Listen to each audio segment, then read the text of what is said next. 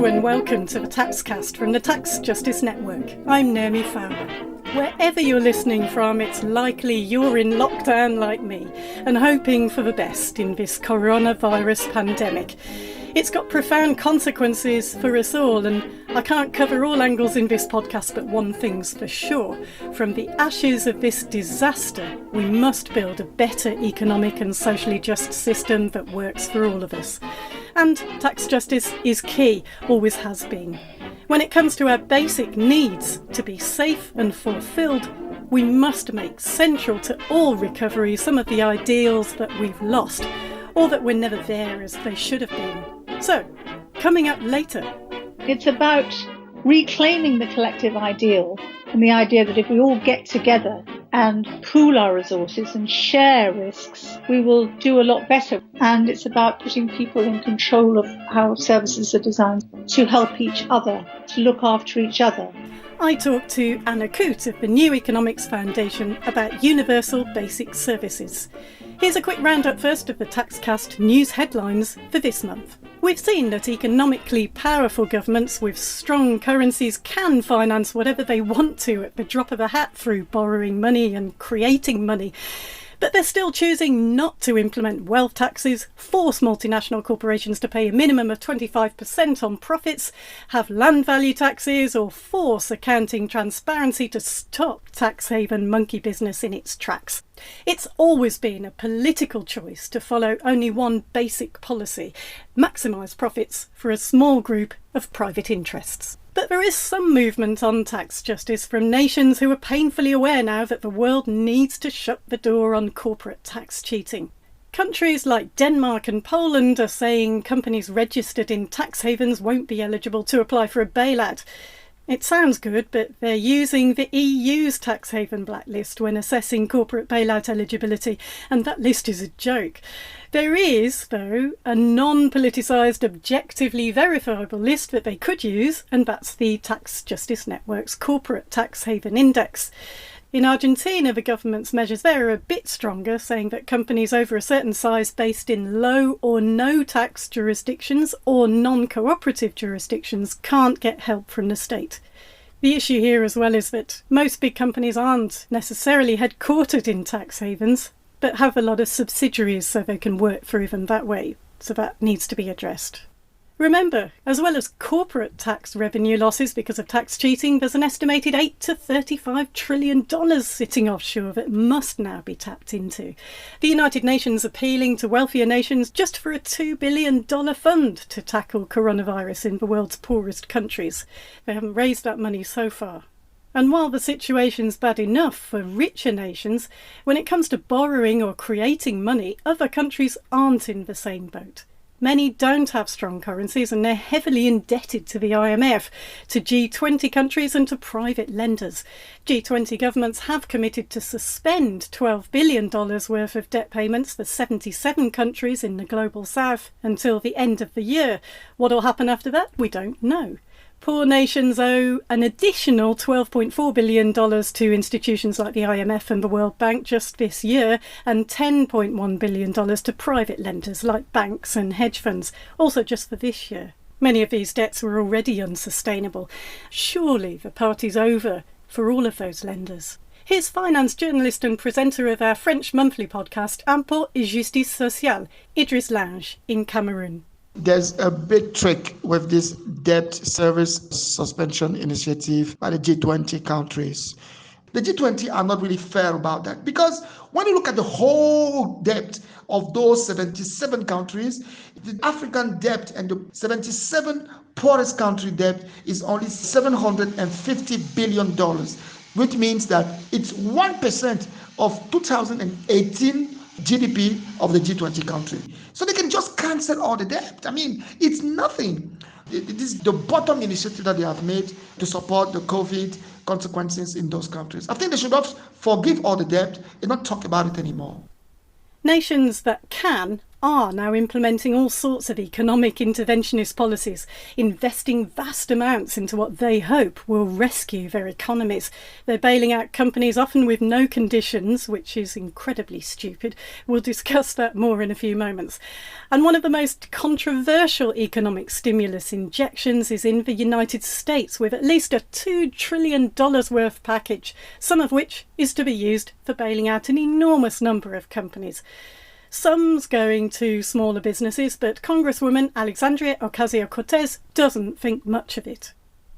I represent one of the hardest hit communities in the hardest hit city in this country, Queens, New York. What did the Senate majority fight for? One of the largest corporate bailouts with as few strings as possible in American history.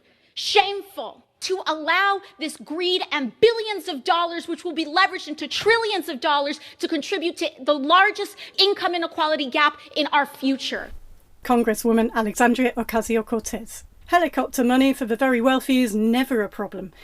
Helicopter money for ordinary people, though, is almost never an option. Certain business owners in the United States are going to be allowed to deduct significant amounts now from their taxes. Nearly 82% of the benefits from this latest tax law change in the States will go to people making $1 million or more a year. Just like that, some of the nation's wealthiest will be able to avoid an estimated $82 billion of tax liability this year. Here's a telling exchange on CNBC between Chamath Palihapitiya of the investment firm Social Capital and presenter Scott Wapner. Listen to this. You keep saying propping up zombie companies. Are you arguing to let airlines, for example, fail? Yes.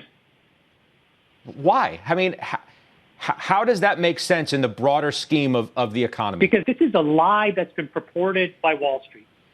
When a company fails, it does not fire their employees. It goes through a packaged bankruptcy, right? If anything, what happens is the people who have the pensions inside those companies, the employees of these companies, end up owning more of the company. The people that get wiped out are the speculators that own the unsecured tranches of debt or the folks that own the equity. And by the way, those are the rules of the game. That's right, because these are the people that purport to be the most sophisticated investors in the world. They deserve to get wiped out. But the employees don't get wiped out. The pensions don't typically get wiped out. Why does anybody, I just don't understand, why does anybody deserve, using your word, to get wiped out from a crisis created like this? How does anybody deserve to get wiped out? Well, but just be clear, like, who are we talking about? We're talking about a hedge fund that serves a bunch of billionaire family offices? Who cares? Let them get wiped out. Who cares? I mean, there are people. You don't think the employees? Hold on, Scott. You don't think the employees of these companies own stocks? I mean, own their stocks, own the company's stocks? You can look on Bloomberg and you can see what percentage of these companies are typically owned by. These things are owned by BlackRock.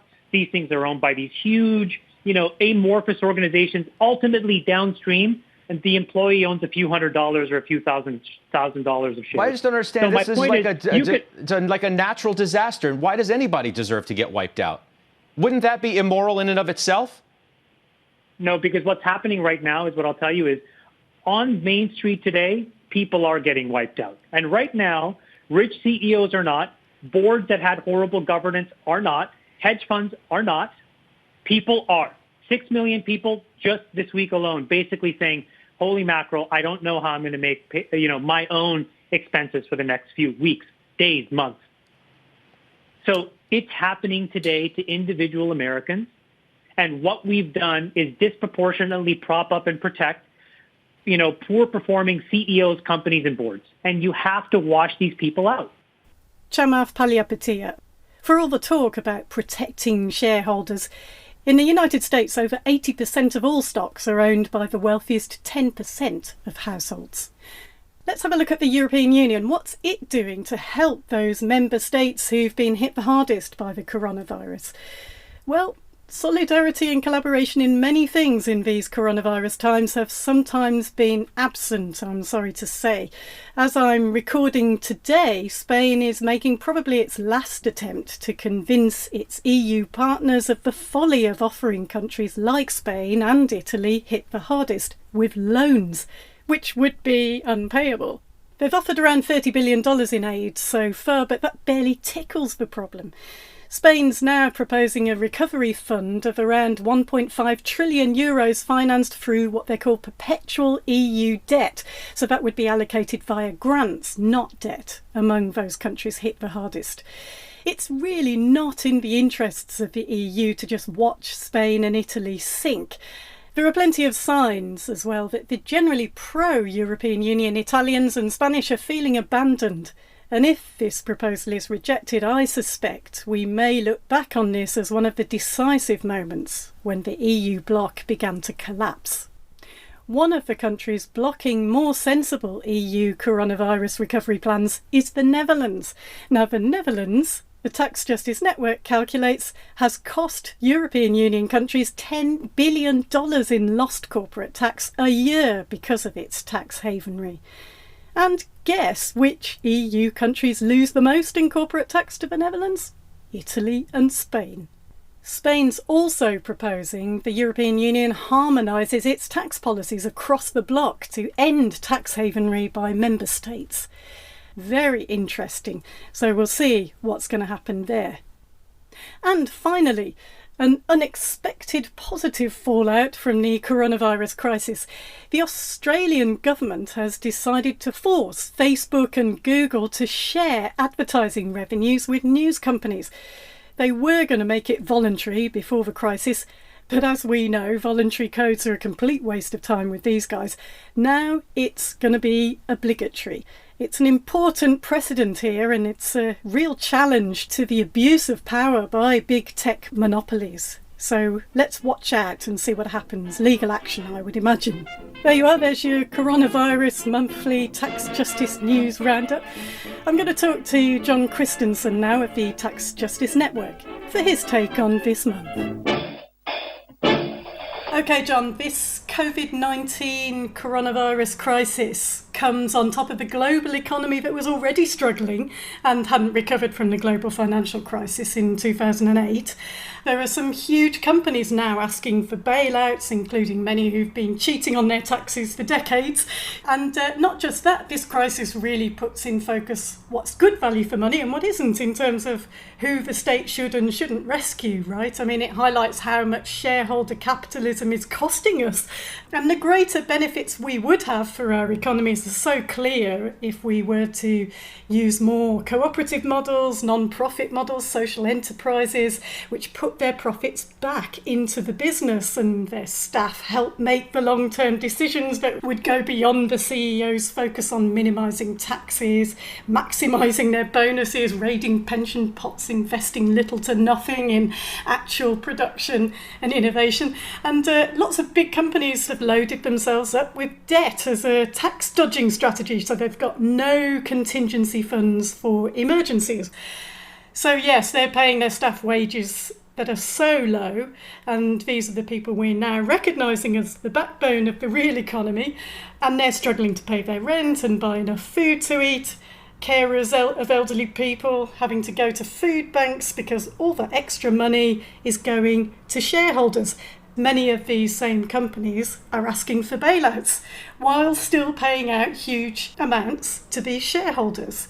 There's a huge risk here that this pandemic is going to be a big opportunity for private equity to swallow up collapsing businesses and for monopolies to consolidate their power in the market. As we know, they bankroll politicians, and top of their list is abolishing corporate tax and keeping wages nice and low. And we're seeing how these free marketeers all suddenly become socialists in a crisis, right? And often these bailouts are about saving the creditors as much as anything else. Some governments aren't even being transparent about who they're bailing out and how. Other governments are imposing certain conditions for bailouts. So let's look at those conditions and let's see what we can add to them. Right, well, you're absolutely right that as far as the corporate community is concerned, the coronavirus has exposed an age of consequences. By that I mean that during the current coronavirus crisis, change will accelerate, and we're going to see the consequences of failures of years and years of poor governance and concentration on shareholder value.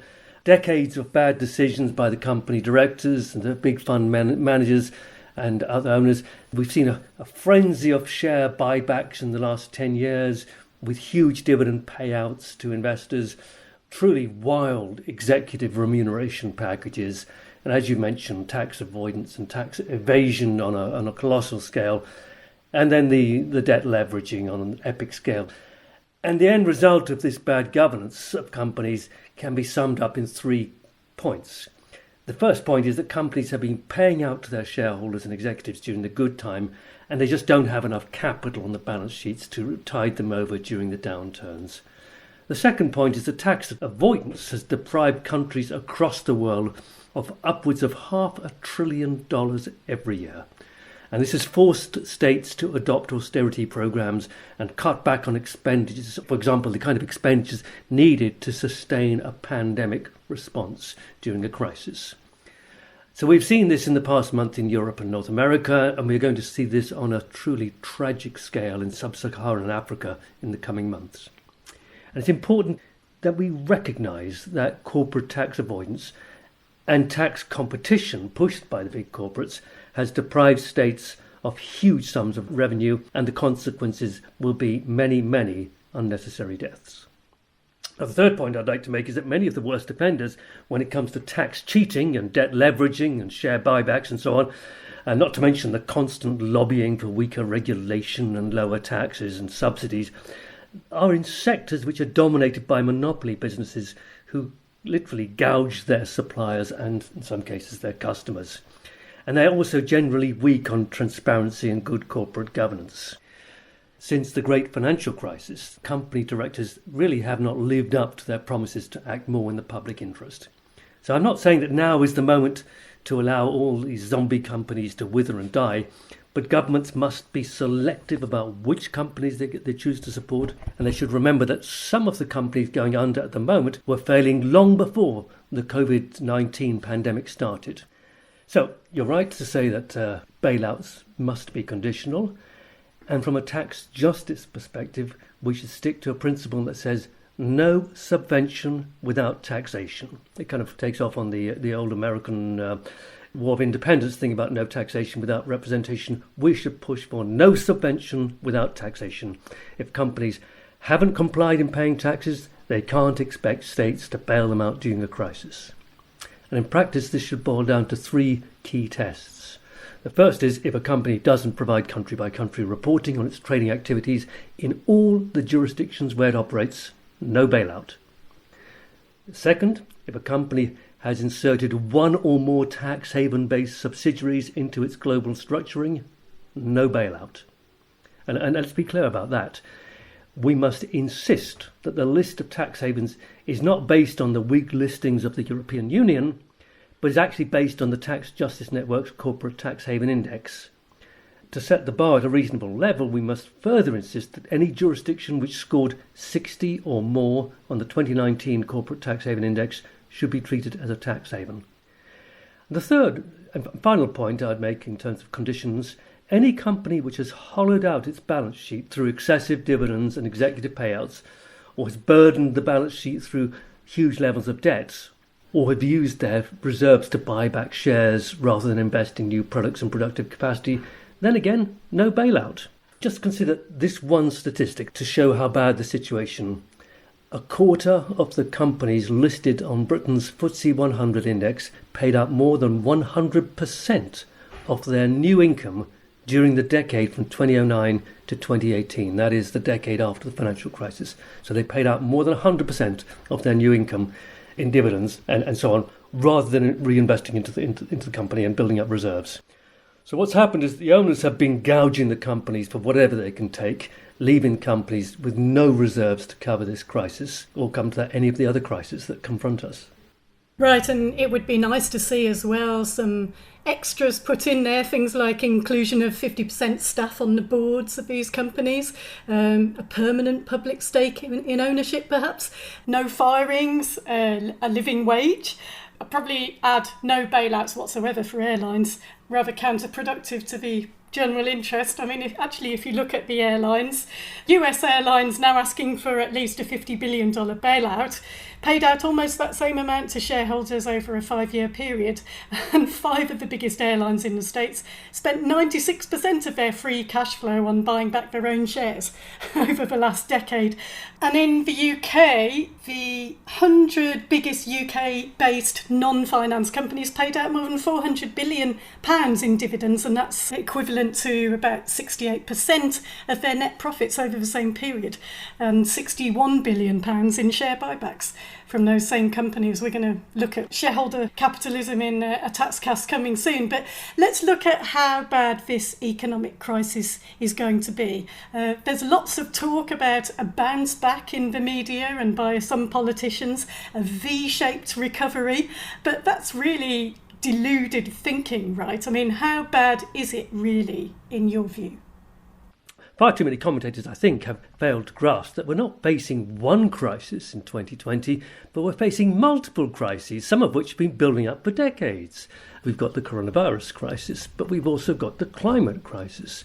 We've got a crisis of impending famine in many countries of sub-Saharan Africa. We've got the crisis of inequality across the entire world. We've got the crisis of massively overvalued assets, shares, house prices, rental values. Markets have overvalued almost everything apart from the key workers in the health sector and care sectors, paying them very low wages. Then we have the debt crisis, which has been steadily building up for many years and which by the autumn of 2019, and of course that's long before the coronavirus was first identified, debt levels had reached, we're talking here about global debt, had reached a staggering ratio of 322% to global domestic product. That's the highest level of global debt ever recorded, by far a world record. So it's not one crisis, it's multiple crises, and there's an accompanying crisis of confidence, and I think this is pretty widespread across the world, in the ability of political leadership to negotiate their way through the coronavirus pandemic, let alone all the others, climate crisis and inequality and so on. So I think the idea of a sudden recession followed 6 months later by a quick recovery to pre-recession growth trends is fanciful. That's the so-called V recovery. Sharp down, sharp up, back to pre-recession growth trends. I think that's very unlikely. So will we see something similar to the long depression that followed the 2007 banking crisis? This is a little bit more likely than the quick bounce back theory of the people who talk about the V-shaped crisis. But remember that the recovery after the banking crisis almost entirely benefited only rich and super rich people, and the post-recovery investment into new productive activity was worryingly low. And the austerity programs imposed in most countries made things even worse. So, for example, if you look at household debt, too many people have too much debt and they earn far too little, and there's very little chance of this creating the condition for an investment-led recovery, unless states finally and conclusively ditch neoliberalism and austerity and go all out to build recovery on something like a Green New Deal expansionary program. But in my darker moments, I think it's quite likely that we'll see a much longer period of full depression, closer to what happened after the banking collapses in 1873. Now, what happened then was there was a dramatic collapse, full-blown recession, and then a long and very weak recovery over several decades, and that depression left some countries devastated for years and years. As you know, I'm from Jersey in the Channel Islands. That island was devastated by the 1873 banking crisis and arguably didn't truly return to sustained growth until after World War II, many decades later. And the same applied to quite a number of other countries in Europe. This could be a very, very long period of recovery unless we see a concerted effort across all countries and all continents. Okay, so it's bad. Right. Well, how do we come out of this then? I mean, we've seen already how governments in countries, particularly with strong currencies and central banks, can create money and use it in ways they always said were absolutely impossible. How can we use that? And how can we use this disaster to make sure we transition to a more healthy economy and planet? Right. Well, my worst nightmare is that the leaders in Europe and North America will try to impose the same medicine they used the last time after the banking crisis. More austerity, deregulation, corporate tax cuts, a general race to the bottom in social and environmental protections, all in this futile attempt to stimulate private sector investment. You'll remember that Einstein said that insanity involves doing the same thing over and again and expecting different results. Well, I'm not so confident that our political leaders have truly learned the lessons from the recent past, and they might well try to impose austerity again. Your question is, what do we need to do to recover from this disaster and all the other crises that have accumulated and worsened in the past 40 years? And to begin with, I think we need to recognise that global crises need coordinated global responses. And that should mean that richer countries support the poorer countries with protective equipment and skilled personnel and help them to build financial resilience around their healthcare systems, for example, by creating a workable framework of rules for tackling tax evasion and corporate tax avoidance. But if ever there was a moment to launch a truly radical departure from the neoliberal world order, this is that moment. We've seen states literally create eye-watering sums of new money to fund the healthcare response to COVID-19 and to bail out businesses harmed by the global pandemic. But in the medium term, once the risk of repeat pandemics starts to recede, we need a comprehensive shift to a Green New Deal. We also need to accept that services, health services, social care, education need to be provided on a universal basis across the world, and not just during periods of crisis. And we need to tackle inequality through higher wages for working people, more taxes on wealth. We need to bring in a living wage, massively invest in building the skills of younger people to boost productivity. We need to push back, again, dramatically against the financialisation that we've seen undermining the global economy for the last 20 years. For example, abandon all these privatisations which haven't worked, break up private sector monopolies, abolish private finance initiatives, programs. And let's recognise that we're in a crisis moment, so apply surtaxes, up to 75% surtaxes on the unearned surplus profits being made by the big hedge funds and the private equity firms who are cashing in at this moment of crisis, and no doubt have plans to cash in even further. Now is the time to hit their model with super taxes on their super profits. I suppose my answer to your question is times of crisis require radical change, and the business as usual kind of rhetoric which we're hearing in far too many cases, the way things were was not good in the first place. Thanks, John. The coronavirus pandemic is showing us very clearly that there's a lot wrong with the way our economies and societies are organised. I'm talking to Anna Coote of the New Economics Foundation. Anna, you've written a book with Andrew Percy, The Case for Universal Basic Services. And what an incredible moment in history to have done that. The ideas in the book really do make so much more sense in these times.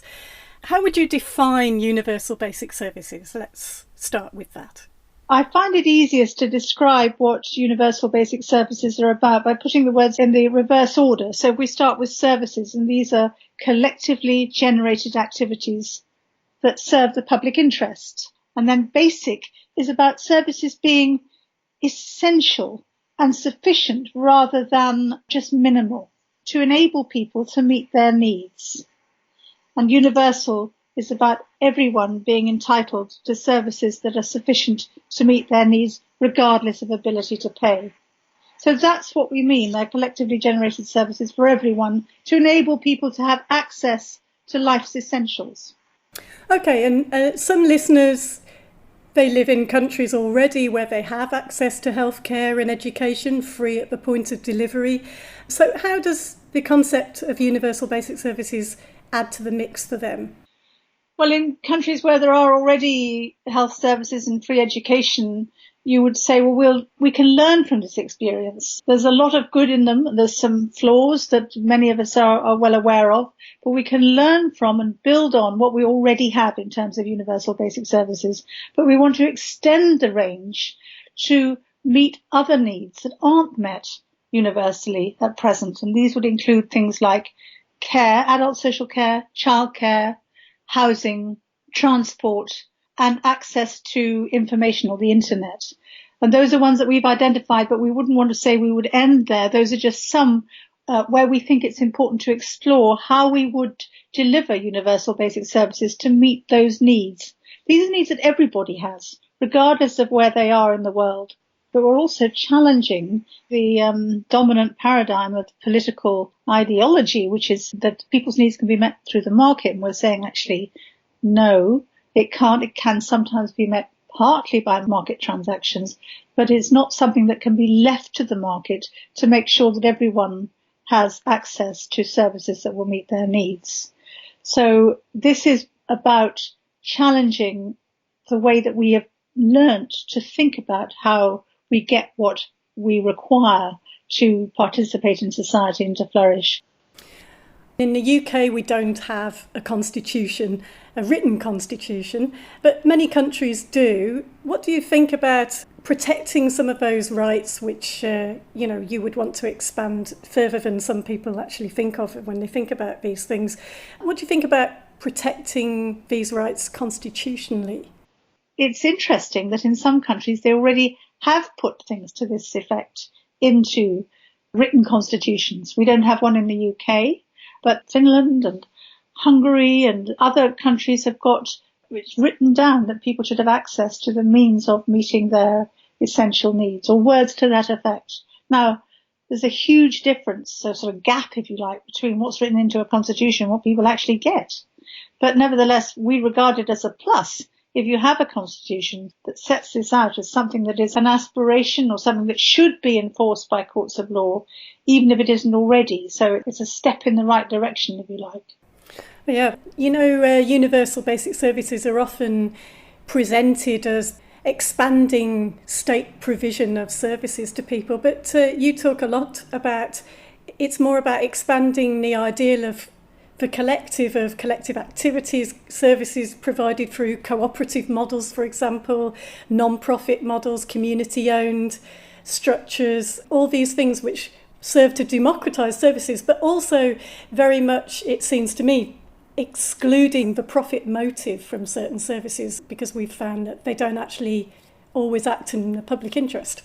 Yes, and they don't enable people on an equal basis to access what they need. So, yes, I think it's about reclaiming the collective ideal and the idea that if we all get together and pool our resources and share risks, we will do a lot better. We'll certainly spend our money more wisely collectively if we do things together.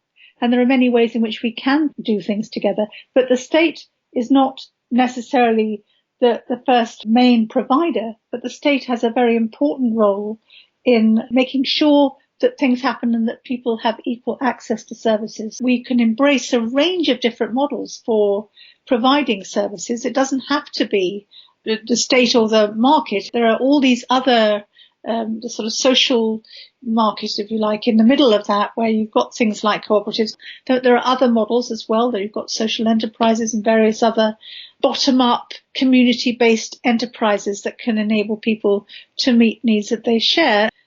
In each area of need, we need to take a customized approach. So you would not start working out how to meet people's needs for transport in the same way as you would work out how to meet people's needs for childcare. And similarly, adult social care, for example, and housing. Every area needs a different approach. You would have a different mix of models of provision, different ways of funding, but overall, in every area, you follow the same pattern. And that's about everyone having access according to need, not ability to pay. It's about collectively generated services. It's about subsidiarity, if you like, bringing power as low down as possible, as near to people as possible. And it's about putting people in control of how services are designed.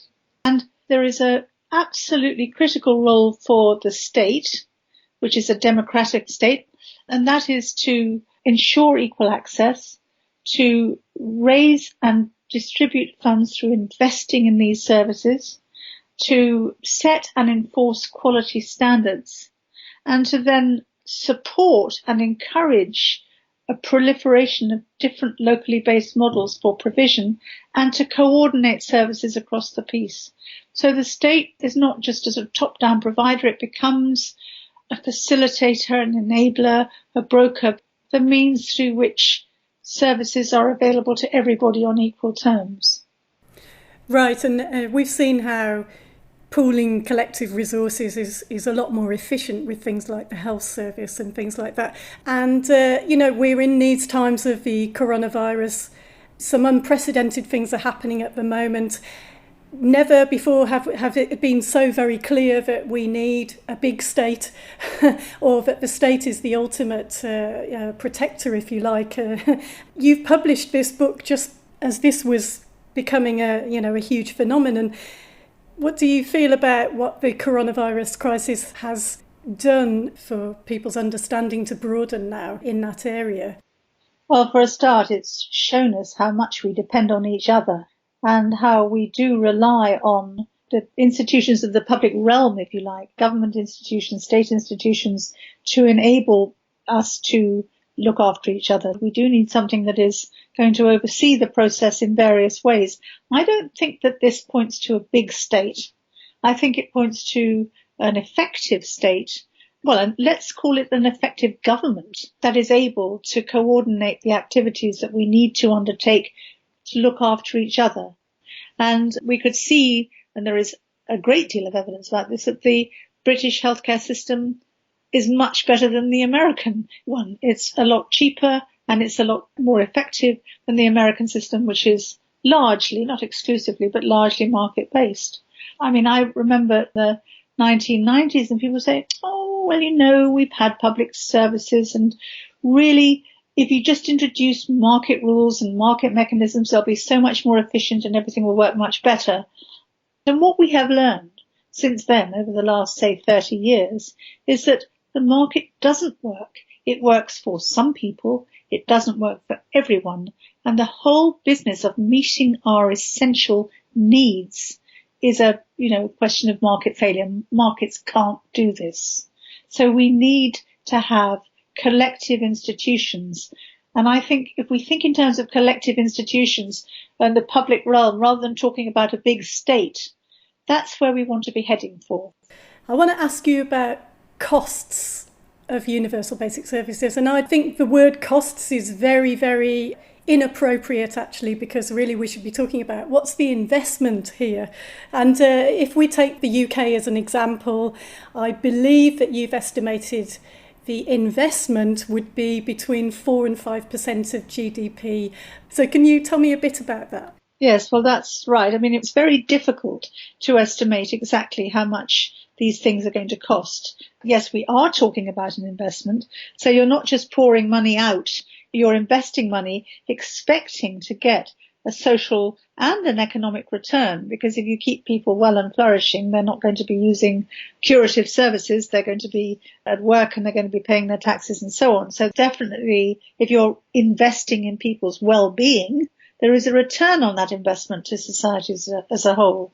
That's a very important point to make. And also, this is a preventative program. So it's not just about services to put things right when they go wrong, but it's about services that will enable people not to need curative services in the future. So that said, we came up with this figure that was based on some calculations that were made by a team at the University College London. I think it could easily cost more or it could cost less. The point is, it's affordable. It's within the fiscal bracket we can imagine governments spending money on for the common good. So it is affordable and it's efficient. You don't get the unnecessary transaction costs that are associated with market transactions. You don't get the inefficiencies that markets have introduced into public services. You have economies of scale. If you're involving people in how services are designed and delivered to themselves locally, then you get better quality services that are likely to do the job better and will ultimately cost less. If you were starting from scratch, then it would cost more, obviously.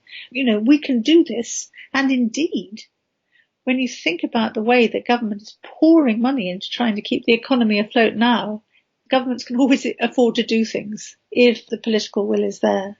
it's affordable, and it's a lot more affordable than individuals making individual market transactions to buy things like healthcare and education and housing and transport. Much, much more efficient. Yeah, absolutely. And the returns on a daily basis in everybody's experience of living their normal lives are just so enormous. And also, I suppose we're keeping the shareholder returns whole aspect of that is out of it completely, because the money would be reinvested yet again back into those services, so they just get better and better. Let's talk about free public transport, for example, which would be part of a Green New Deal anyway. I wonder if you can talk a bit about that and how that expands this idea about universal basic services and how that would work. We regard transport as one of life's essentials, or mobility, if you like, that you are able to get from where you are to where you want to go, within reason. But it's more than just saying everyone can have, let's say, a free bus pass, because you have to have the buses. The buses have got to be there. The routes have got to be well thought through and well connected. We're talking not just about giving everyone a free bus pass, but transforming the service so that it does work for everyone as far as possible. And then one could extend that logic to the railways, and with sustainability, which is a very important part of our approach to this subject. So we would look for the transport services where, if you replace private transport with public transport, you're likely to get a significant gain in terms of carbon reduction and benefit to the environment. It is about ensuring that it's there for everyone, making sure that everyone has access to it, that there's a good service and that it is available according to need, not ability to pay. Right. A lot of focus has been on the concept of universal basic income, which means many different things. And I find that whilst most people have heard of universal basic income, they haven't heard about universal basic services. So I wonder what your thoughts are on this idea of giving each citizen a regular income, regardless of their own income, and how that works or doesn't work with what we've been talking about.